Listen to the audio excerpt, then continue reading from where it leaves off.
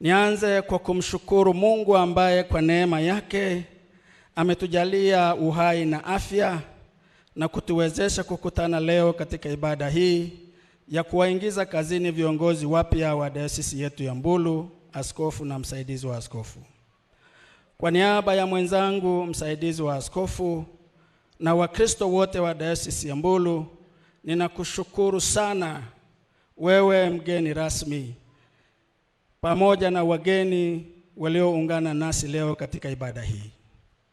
Mheshimiwa mgeni rasmi, ninawashukuru Wakristo wa dayosisi ya Mbulu kwa imani yao kwangu ya kunipa wajibu wa kuwatumikia na kuwahudumia.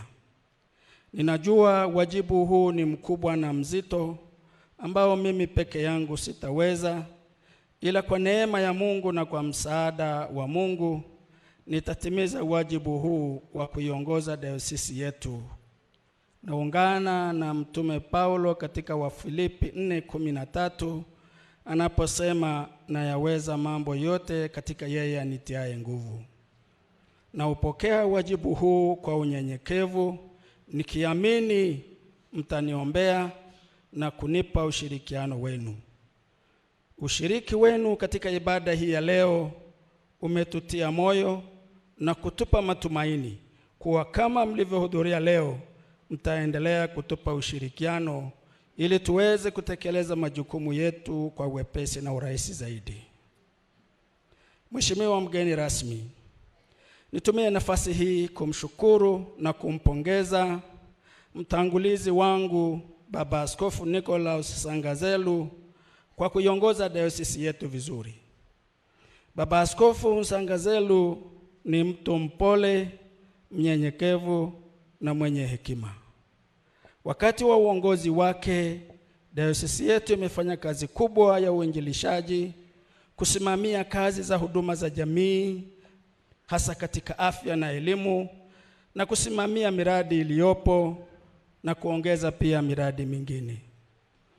Tunamwomba Mungu ampe maisha mema na ya baraka baada ya kutimiza wajibu wake vema na kustaafu.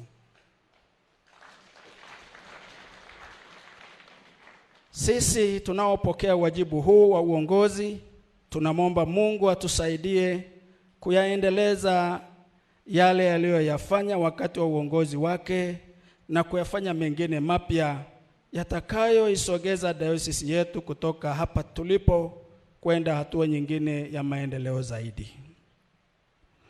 Mheshimiwa mgeni rasmi, tunamshukuru Mungu kwa ajili ya ushirikiano mzuri uliopo kati ya serikali yetu ya Jamhuri ya Muungano wa Tanzania chini ya uongozi wa Daktari Samia Suluhu Hassan, Rais wa Jamhuri ya Muungano wa Tanzania.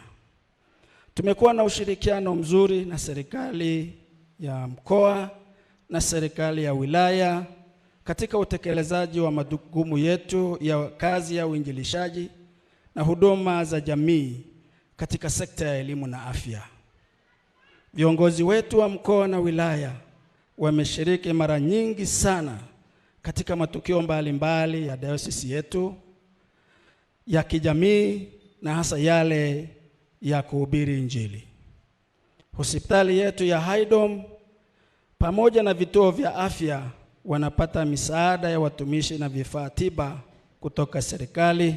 Tunamshukuru Mungu kwa ajili ya ushirikiano huo. Pia taasisi yetu ya mafunzo ya sayansi za afya inayotoa kozi ya stashahada katika uuguzi, maafisa utabibu, wa teknolojia wa maabara, wa teknolojia wa madawa na wa teknolojia wa mionzi, nayo ina ushirikiano mzuri na serikali. Tunaishukuru serikali kwa kuwa kati ya kozi hizo 5, 2 zinanufaika na mkopo. Tunaomba vyuo vya kati vipewe fursa ya kupata mkopo ili watoto wanaotoka katika familia maskini wafikie malengo yao. Mheshimiwa mgeni rasmi, kwa upande wa elimu, dayosisi yetu inashirikiana na halmashauri ya wilaya ya Mbulu katika uendeshaji wa shule ya msingi Dongo Beshviziwi. Shule ya msingi Dongobesh Viziwi ina wanafunzi 78, wavulana 38 na wasichana 40 kuanzia darasa la kwanza hadi la 7.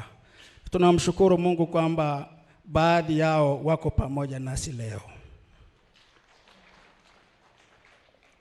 Shule hii inamilikiwa na Dayosisi ya Mbulu na kuendeshwa kwa ubia kati ya KKKT Dayosisi ya Mbulu na halmashauri ya wilaya ya Mbulu.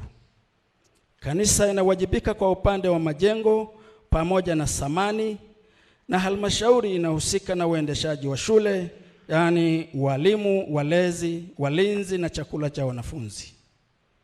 Shule bado ina mapungufu ya mahitaji ya lazima kama majengo, fensi, vifaa vya kufundishia, watumishi na upungufu wa chakula cha wanafunzi. Tunamshukuru Mungu kuwa serikali inatuma fedha za chakula kwa wanafunzi. Changamoto iliyopo ni kwamba kiasi kinachotumwa hakitoshelezi kuwahudumia wanafunzi kwa milo ya asubuhi, mchana na jioni. Upungufu huu umekuwa ukizalisha madeni makubwa ya wazabuni wanaosambaza chakula cha wanafunzi. Tunaomba serikali iongeze fedha za chakula ili wanafunzi hawa wapate chakula cha kutosha na kuondokana na madeni. Mheshimiwa mgeni rasmi, tunamshukuru Mungu kwa ushirikiano tulionao kati ya kanisa na serikali, hasa katika huduma za jamii. Ushirikiano huo sio tu unaimarisha mahusiano, bali unajenga imani kwa wananchi kuwa kanisa sio mshindani wa serikali, bali ni mdau mojawapo anayeungana na serikali yake kuwahudumia Watanzania. Tunaiomba serikali yetu ya Jamhuri ya Muungano wa Tanzania chini ya uongozi wa Daktari Samia Suluhu Hassan, anayejali kuthamini kazi za huduma ya jamii inayofanywa na taasisi za dini. Tunamwomba Mungu ushirikiano huu uendelee na kuimarishwa zaidi. Mheshimiwa mgeni rasmi, baada ya kueleza mambo yaliyohusu zaidi kazi za uinjilishaji, elimu na afya katika dayosisi yetu ya Mbulu, ninaomba nigusie mambo machache yanayohusu wakazi wa Mbulu, Hanang na maeneo yanayotuzunguka. Kazi ya utume katika dayosisi yetu ya Mbulu imeenea katika wilaya ya Mbulu, wilaya ya Hanang, sehemu ya wilaya ya Karatu, sehemu ya wilaya ya Babati vijijini, sehemu ya wilaya ya Kondoa na sehemu ya wilaya ya Mkalama. Mheshimiwa mgeni rasmi, tunamshukuru Mungu kwamba leo namwakilisha Mheshimiwa Rais. Tunashukuru pia wewe ni mkuu wa mkoa wa Manyara na ni mwenyeji wa maeneo niliyoyataja. Utakubaliana nami kuwa maeneo haya yana changamoto ya barabara. Tunashukuru serikali yetu kwa ajili ya barabara inayotengenezwa kwa kiwango cha lami kutoka Garbabi hadi Mbulu kilomita 25 na kipande kingine cha kilomita 25 kutoka Labai hadi Haidom ambacho mkataba wake ulisainiwa mwaka 2023. Bado mkandarasi hajafika saiti, lakini tunaamini kwa kuwa mkataba ulisainiwa, Labai hadi Haidom tutapata barabara ya lami. Nitazamia kupata makofi kwa wenyeji wa Haidom na Labai, lakini kwa sababu hamjapiga, sijui kama tunamshawishi mgeni rasmi. Bwana Yesu asifiwe. Mheshimiwa mgeni rasmi, uhitaji wa barabara unamgusa kila mtu. Anayesafiri anahitaji barabara. Mama mjamzito akipata uchungu atakimbizwa hospitalini kupitia barabara, na wagonjwa hali kadhalika. Mkulima wa vitunguu, maharage, dengu, mbaazi, alizeti na mahindi, wafugaji na wafanyabiashara wa ng'ombe, mbuzi na kondoo, wote hawa ambao ni wakazi wengi wa maeneo haya, wote kwa pamoja wanahitaji barabara. Ninakuomba sana Mheshimiwa mgeni rasmi, kwa niaba ya wakazi wa Mbulu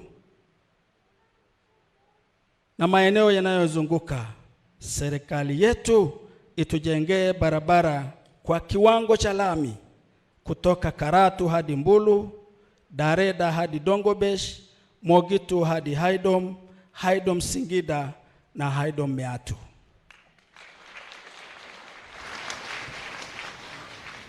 Barabara hizi zitatusaidia sana Mbulu kufunguka, na wakazi wa maeneo haya watapata fursa ya kujiajiri, kuongeza kipato chao na kuchangia pato la nchi.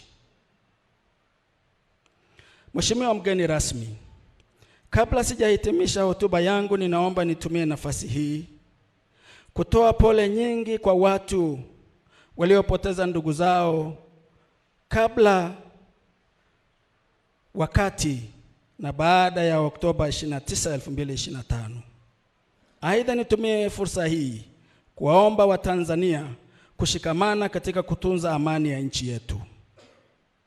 Mungu ametupa nchi nzuri, akaibariki kuwa na rasilimali za dhahabu, tanzanite, madini, akaipamba kwa milima, maziwa, mito, wanyama wa kila aina na wa rangi mbalimbali wanaovutia utalii, na watu wa makabila mbalimbali na wenye lugha tofauti. Pamoja na makabila yao na lugha zao tofauti, Watanzania tumejengewa msingi mzuri wa kupendana na kuheshimiana bila kujali tofauti zetu za makabila na za kidini. Leo misingi hii tuliojengewa na waasisi wetu imeanza kutoweka. Mitandao ya kijamii ambayo ndio chombo kinachotumiwa na watu wengi kutoa na kupokea habari, zimekuwa uwanja wa matusi, fujo na mipasho. Viongozi wa serikali wanatukanwa, viongozi wa dini wanatukanwa. Vimejitokeza vikundi vya mipasho, wanapashana wao kwa wao, wengine wanatetea kundi hili na wengine wanatetea kundi lingine, wakilibeza na kundi lingine. Mambo haya yamepanda chuki na yanaendelea kupanda chuki na mbegu ya chuki ndani ya mioyo ya watu. Hali hii si afya kwa taifa letu lililokuwa na tunu za amani na mshikamano kwa muda mrefu.